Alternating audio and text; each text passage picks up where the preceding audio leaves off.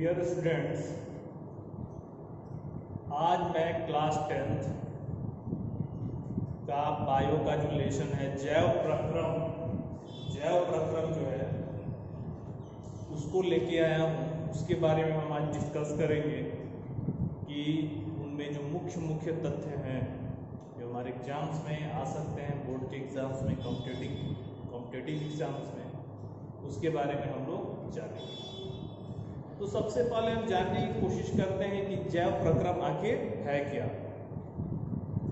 तो साधारण आसान सी भाषा में इसकी परिभाषा ये हो सकती है कि जितने भी सजीव हैं, जितने भी प्राणी हैं, उनकी शारीरिक आवश्यकताओं की पूर्ति के लिए शरीर के अंदर जो जैविक क्रियाकलाप होते हैं उनको क्या बोलेंगे? जैव प्रक्रम बोलेंगे। और किताबी भाषा में इसकी परिभाषा होती है वे सारी क्रियाएं जिनके द्वारा जीवों का अनुरक्षण यानी कि मेंटेनेंस, यानी उनकी जो रिक्वायरमेंट है शरीर की वो पूरी होती है, उसके अंतर्गत उसे क्या बोलेंगे? जैव प्रक्रम। और वो कौन कौन सी क्रियाएं होती हैं? जैसे 9th क्लास में हम लोगों ने पढ़ा था कोशिका के बारे में। कोशिका क्या है? तो जीवों के शरीर की संरचनात्मक और क्रियात्मक इकाई कोशिका कहलाती है। और 9th क्लास में उत्तक लेसन के बारे में पढ़ा था। उत्तक क्या होता है? कोशिकाओं के समूह को उत्तक कहते हैं। जब कोशिकाओं का समूह मिलता है तो उत्तक का निर्माण होता है। उत्तक के समूह से क्या बनता है? शरीर के अंगों का निर्माण होता है। और हमारे शरीर के जो अंग हैं यानी जो ऑर्गन्स हैं वो क्या करते हैं? शरीर की जो मेंटेनेंस होती है, जो आवश्यकताएं होती है, उनकी पूर्ति के लिए वो क्या करेंगे? कार्य करेंगे। और वही कार्य क्या कहलाता है? अनुरक्षण यानी वे सभी अंग जो शरीर में अनुरक्षण का कार्य करेंगे वे सब क्या आएंगे? जैव प्रक्रम के अंतर्गत आते हैं। सबसे पहले जान लेंगे ये कि वे कौन कौन सी क्रियाएं होती हैं। श्वसन, पाचन, संवहन, उत्सर्जन, हृदय का जो तंत्र है वो, और पोषण। लेकिन ये हृदय जो है वो संवहन के ही अंतर्गत आ जाता है, लेकिन हम इसको एक अलग से इसके बारे में पढ़ेंगे। तो ये आपकी जो मुख्यतः ये जो क्रियाएं हैं वो किसके अंतर्गत आएंगी? जैव प्रक्रम के अंतर्गत आती हैं, क्योंकि ये सभी क्रियाएं अनुरक्षण का कार्य करती हैं शरीर के अंदर। जैसे श्वसन से क्या होता है? हम ऑक्सीजन लेते हैं, कार्बन डाइऑक्साइड छोड़ते हैं, और हमारे कोशिकाओं तक क्या पहुंच पाता है? ऑक्सीजन पहुंच पाता है। ऑक्सीजन के द्वारा हमारे शरीर में जो पोषक तत्व हैं, जो हमने भोजन ग्रहण किया है वो उनका विखंडन हो पाता है। दूसरा है पाचन। पाचन क्रिया में क्या होता है? हम जो भोजन ग्रहण करते हैं वो डाइजेस्ट होता है और उन भोजन में उपस्थित जो पोषक पदार्थ है वो हमारे शरीर तक पहुंचते हैं और हमारे शरीर को क्या मिलता है? पोषण। संवहन है। संवहन में क्या होता है? जो ट्रांसपोर्टेशन का कार्य है, यानी हमारे शरीर में के कोशिकाओं को जिन जिन चीजों की आवश्यकता होती है उन्हें संवहन के द्वारा एक स्थान से दूसरे स्थान तक क्या किया जाता है? पहुंचाया जाता है। उत्सर्जन यानी हमारे शरीर में जो विषैले अपशिष्ट पदार्थ बन रहे हैं उनको शरीर से बाहर निकालने की प्रक्रिया क्या कहलाएगी? उत्सर्जन कहलाएगी। हृदय का क्या कार्य होता है? तो रक्त का पंप करना। ये संवहन के ही अंतर्गत आता है, लेकिन हम लोग इसे अलग से पढ़ लेंगे इसके बारे में। अगला है पोषण। पोषण जो है मुख्यतः काफी महत्वपूर्ण है, क्योंकि पोषण से ही हमारे शरीर का क्या होता है? वृद्धि और विकास संभव होता है। चलिए हम आगे चलते हैं और पढ़ेंगे सबसे पहले डीपली श्वसन के बारे में। श्वसन की प्रक्रिया क्या है और हमारे शरीर में श्वसन किस प्रकार से होता है, कौन कौन से अंग भाग लेते हैं, उसके बारे में हम लोग पढ़ेंगे। तो विद्यार्थियों, अभी हमने जैव प्रक्रम के बारे में पढ़ा, उसकी परिभाषा के बारे में जाना, उसके अंतर्गत जो जो क्रियाएं आती हैं उसके बारे में जाना। लेकिन उसमें जो पहला था श्वसन, सबसे पहले उसके बारे में हम जानते हैं कि श्वसन की प्रक्रिया के किस प्रकार से शरीर के अंतर्गत होती है। मनुष्य के शरीर के अंतर्गत श्वसन क्रिया किस प्रकार होती है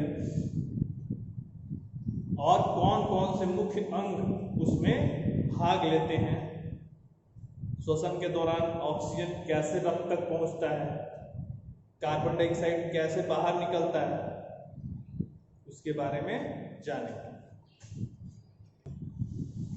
तो यहां मैंने एक डायग्राम बनाया, एक चित्र बनाया है जिसमें श्वसन क्रिया को दर्शाया गया है, किस प्रकार से श्वसन होता है और कौन कौन से अंग उसमें भाग लेते हैं, कौन कौन से ऑर्गन जो है, कौन कौन से अंग जो है शरीर के वो भाग लेते हैं। तो सबसे पहले हम जानते हैं कि हमें श्वसन के लिए क्या चाहिए, ऑक्सीजन की आवश्यकता होती है। ऑक्सीजन की आवश्यकता होती है तो सबसे पहले ऑक्सीजन हमको कहां से प्राप्त होता है, तो वायुमंडल से प्राप्त होता है। तो ऑक्सीजन को जैसे ही यानी कि हवा को जैसे ही हम ग्रहण करते हैं तो नसा द्वार यानी जो हमारा श्वास नली का सबसे पहला भाग होगा वो क्या होता है, नसा द्वार होता है। तो उसके द्वारा हम श्वास को अंदर लेते हैं। ये जो है यहाँ ग्रसनी होता है, ये वाला भाग क्या होता है, ग्रसनी। ध्यान दीजिएगा, पाचन में भी ग्रसनी होता है और श्वसन में भी वो अंग ग्रसनी होता है, लेकिन पाचन क्रिया के दौरान जब हम भोजन को ग्रहण करते हैं तो वो श्वास नली में नहीं पहुंचता है। ठीक है, कैसे नहीं पहुंचता है, क्योंकि यहाँ पर एक अंग होता है ग्रसनी के पास जिसको हम एपिग्लोटिस कहते हैं। वो क्या करता है, ग्रसनी के जो सांस वाले नली को क्या कर देता है, बंद कर देता है ताकि भोजन श्वास नली में नहीं जा पाए। वो कौन सा अंग होता है, एपिग्लोटिस, वो बंद कर देता है। तो यहां से पहुंचा ग्रसनी में ऑक्सीजन, ग्रसनी के बाद यहां से होता हुआ श्वास नली में आता है, जहां पे उपास्थि वलय, ये जो आपको दिख रहा है ये होता है क्या, उपास्थि वलय होता है। उपास्थि वलय का काम क्या है, जो हमारी श्वास नली है अगर वहां उपास्थि वलय ना हो तो क्या होगा कि वो श्वास नली क्या हो जाएगी, चिपक जाएगी, ऑक्सीजन का आदान प्रदान नहीं हो, गैसों का आदान प्रदान नहीं हो पाएगा। यानी ये जो है उपास्थि वलय वो श्वास नली को मतलब कि चिपकने से रोकती है, ये समझिए। फिर वहां से आता है कहां पे, श्वसनी। ये जो भाग है जहां से दो नलियां निकल जाती हैं उसको क्या बोलेंगे, श्वसनी बोलेंगे। श्वसनी के पास पहुंचता है, श्वसनी से होते हुए वो फेफड़ों में जाता है। फेफड़ा है, फेफड़ा में जाता है। फेफड़ा में जाने के बाद कई सारी छोटी छोटी नलियां बाहर निकल जाती है, जिसको क्या बोलते हैं, श्वसनिका बोलते हैं, श्वसनिका बोलेंगे। और उन्हीं श्वसनिकाओं में छोटी छोटी गुब्बारे जैसी संरचना होती है जिसको हम लोग कुपिका कहते हैं। कैसे संरचना होगी, यहाँ पे साइड में एक जगह बना के बता देता हूं कि मान लीजिए कि ये श्वसनी है, तो इसमें गुब्बारे जैसी जो ये संरचना है, गोल गोल गुब्बारे जैसी संरचना होगी, उसको क्या बोलेंगे, कुपिका बोलेंगे। कुपिका का संरचना ऐसे ऐसे रहता है, ऐसे रहता है और उसमें बहुत सारे रक्त वाहिनियां बनी होती है कुपिकाओं में, क्योंकि कुपिका ही वो अंग होता है जहां से क्या होता है, गैसों का आदान प्रदान शरीर के हर एक क्षेत्रों में होता है। यानी यहीं से कुपिका में बने रक्त सिराओं से ही ऑक्सीजन रक्त में मिलता है और रक्त से वापस आया हुआ कार्बन डाइऑक्साइड फेफड़ों तक पहुंचता है। बात समझ में आ रहा है? तो यहां से पहुंच जाता है श्वसनिका में। ध्यान से वीडियो देखिए, क्योंकि ये वीडियो देखने के बाद आपको श्वसन में कोई प्रॉब्लम नहीं होगी। तो यहां से पहुंच गया कहां, श्वसनिका में पहुंच गया और श्वसनिका से कुपिका में पहुंच गया। कुपिका में क्या होता है, छोटी छोटी रक्त सिराएं पाई जाती है। वो रक्त सिराएं क्या करती हैं, ऑक्सीजन को कहां तक ले जाती है, रक्त में लेके जाती हैं। यानी गैसों का आदान प्रदान कहां पे हो जाता है, कुपिकाओं में हो जाता है। और फिर रक्त के द्वारा जो कार्बन डाइऑक्साइड आता है कोशिकाओं से होता है वो कहाँ पहुंचता है, फिर कुपिका में पहुंचता है, कुपिका के द्वारा श्वसनिका में आएगा, श्वसनिका में से श्वसनी में आएगा, श्वसनी से श्वास नली में आएगा और ग्रसनी से होते हुए नसा द्वार के द्वारा CO2 बाहर निकल जाता है। तो इस तरह श्वसन की क्रिया होती है।